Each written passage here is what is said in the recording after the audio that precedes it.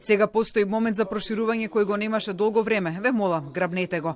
Оваа порака данската министерка за европски прашања Мари Бјере ја упати до Македонија на 2 недели пред Копенхаген да го преземе претседавањето со Европската унија, најавувајќи дека проширувањето ќе биде една од клучните теми во тој период, особено поради геополитичките предизвици и агресијата од Русија на кој е изложена Европа. Сепак таа побара Македонија да ги исполни чекорите кои се бараат од неа за да стигне таму. We as incoming presidency and also during our presidency, we cannot push this alone.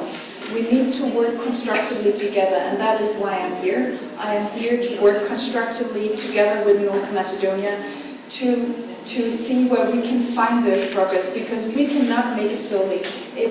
It demands, it requires that the progress is also being made on the North Macedonian side, that they are taking steps to making the necessary amendments in order to join the EU.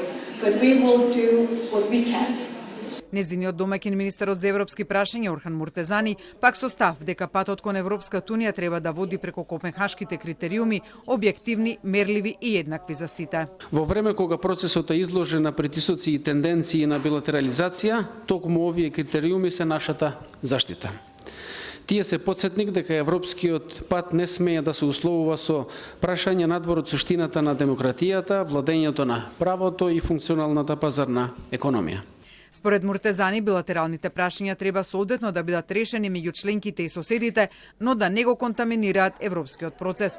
Инаку, освен уставните измени, Македонија за отворање на првиот кластер има обврска до Европската комисија да достави 3 патокази за владење на правото, за реформа на јавната администрација и за функционирање на демократските институции, како и акцијски план за малцинските права. Според Муртезани, 3 патокази се во завршна фаза на усогласување со Европската комисија, додека акцијскиот план кој го подготвува МНР е испратен во Советот на Европа, од каде кога ќе стигнат коментарите на него, ќе следи процедура за усвојување и формално испраќање до Европската комисија.